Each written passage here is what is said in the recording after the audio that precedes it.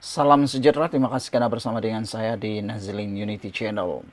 Adakah Wan Faisal akan disaman? Itu persoalan besar yang kini bermain di media sosial. Apabila sepanjang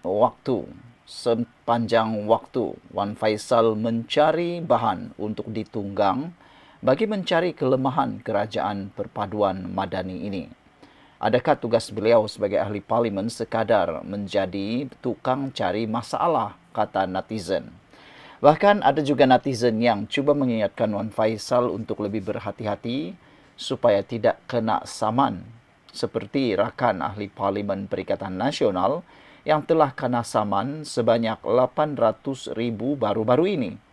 Tak serik-serika lagi, ahli-ahli parlimen Perikatan Nasional disaman, kata mereka.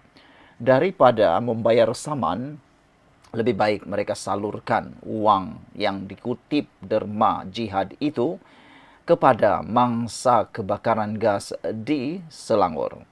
Walau bagaimanapun, tak serik dengan perbuatan-perbuatan yang bersifat fitnah, hari ini Wan Faisal sekali lagi membuat kenyataan palsu dan berniat jahat, kata ahli parlimen daripada amanah.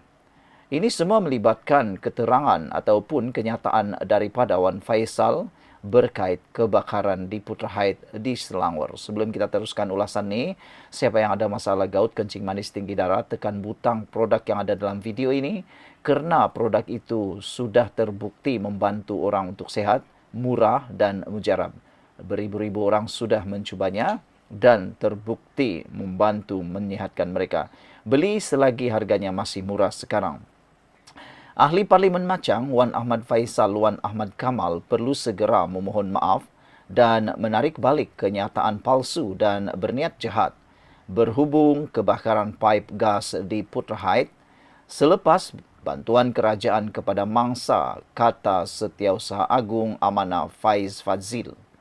Faiz merujuk kenyataan Wan Faisal semalam yang antaranya mendakwa insiden telah meragut nyawa serta menyifatkan bantuan tunai RM5.000 yang disalurkan kerajaan kepada mangsa sebagai penghinaan.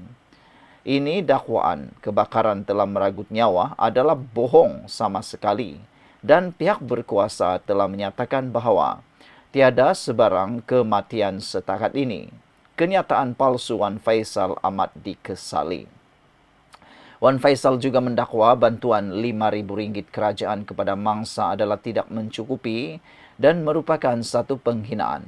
Ini juga berniat jahat kerana ia seolah-olah menggambarkan kerajaan Madani hanya memberikan bantuan RM5.000 maksimum. Ini adalah palsu. Malah, Perdana Menteri Anwar Ibrahim telah menyatakan pada 1 April 2025 bahawa kerajaan akan membaiki atau menggantikan rumah yang rosak atau musnah dalam letupan tersebut. Ingin saya bertanya kepada Wan Faisal, adakah kos rumah baru bernilai RM5.000 sahaja? Soal Faiz dalam kenyataan hari ini. Justru dia mendesak Wan Faisal agar menarik balik kenyataannya dan membuat permohonan maaf terbuka kepada kerajaan serta semua mangsa kebakaran atas penyebaran maklumat palsu. Wan Faisal yang juga ahli Majlis Pimpinan Tertinggi Bersatu membuat dakwaan tersebut dalam kenyataan yang dimuat naik di Facebook pada 2 hari lalu. Kebakaran besar yang berlaku di saluran gas Petronas pada pagi Selasa lalu menyaksikan api menjulang setinggi lebih 30 meter dengan suhu mencecah 1000 darjah Celsius sehingga mengubah keadaan kawasan itu menjadi kawah besar. Kebakaran tersebut menyebabkan kemusnahan besar dalam lingkungan 500 meter, memusnahkan 87 rumah dan merosakkan 148 rumah yang lain.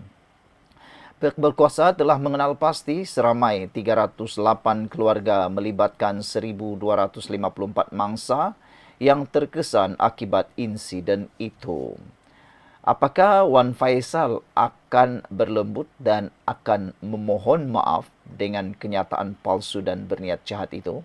Atau adakah Wan Faisal bersedia untuk naik turun mahkamah lagi dan berpotensi untuk kalah saman? Sekian dulu untuk kali ini. Jangan lupa tinggalkan komen Anda. Salam sejahtera. Terima kasih karena bersama dengan saya di Nazilin Unity Channel. DAP lancar tabung bantu mangsa kebakaran.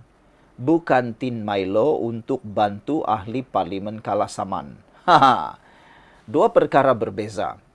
Membantu ni ada dua jenis. Membantu yang tepat dan membantu yang kurang tepat. Membantu yang bijak dan membantu yang bodoh. Macam itulah kata penulis ini.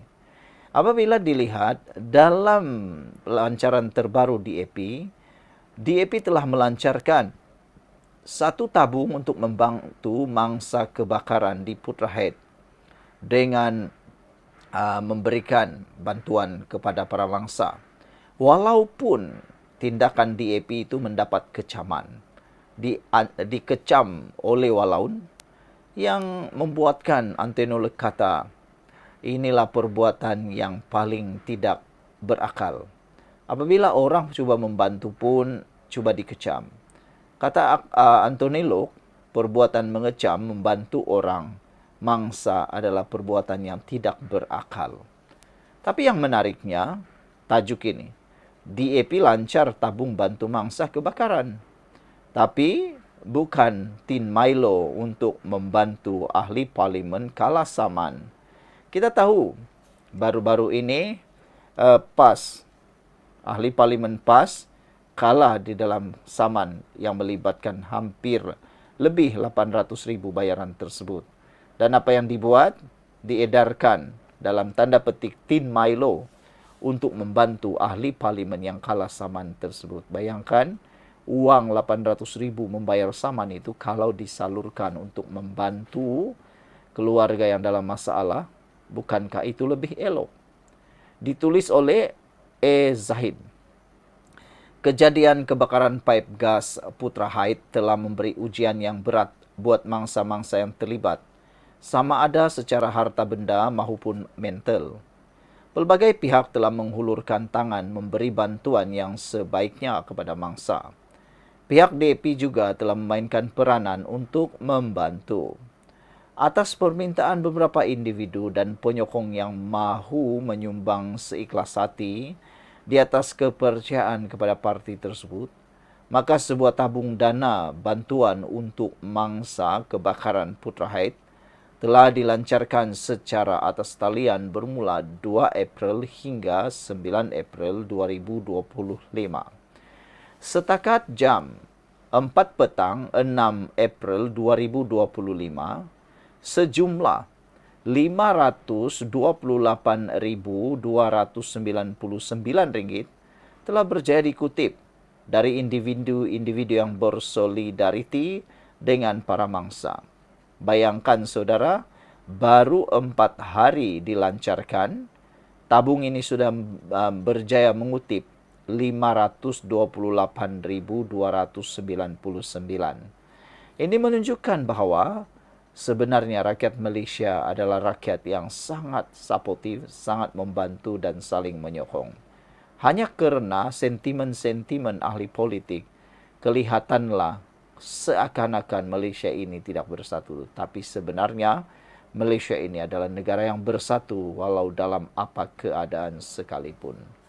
Namun begitu, ada pihak yang sentiasa menjadi mata lalat yang mahu mencari sesuatu yang busuk dan kotor. Dikala ramai pihak menghulur bantuan, mereka mengecam dan membuat fitnah mengenai tabung bantuan ini. Setiausaha Agung DAP, Anthony Lok, telah memberi jawapan balas terhadap kecaman ini. Kita membantu sebab pelbagai pihak seperti yang saya katakan, kerajaan ada tanggungjawab. Kerajaan untuk bantu. Syarikat swasta ada syarikat swasta nak bantu. Kita juga ada ramai penyokong minta. Tanya macam mana dia nak bantu. Bukan setiap orang ada keupayaan macam berjaya syarikat. Dia boleh bagi kepada semua. Ada yang mungkin nak menderma RM50 atau menderma RM100. Dia nak menderma macam mana? Jadi jelas di sini pembukaan tabung bantuan ini adalah atas permintaan ramai dan pihak DAP memudahkan cara untuk mereka menyalurkan bantuan. Jadi, kalau syarikat-syarikat besar yang mampu, mereka terus bagi kepada mangsa. Tetapi ada orang perseorangan yang mungkin mereka nak berbuat sesuatu, tapi mereka nak derma dalam jumlah yang lebih kecil. Jadi takkanlah dia datang nak bagi RM5 atau RM10 seorang.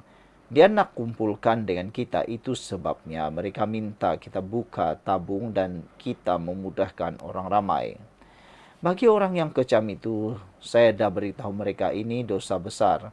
Kalau nak kecam orang nak bantu mangsa bencana ni, itu satu dosa yang besar.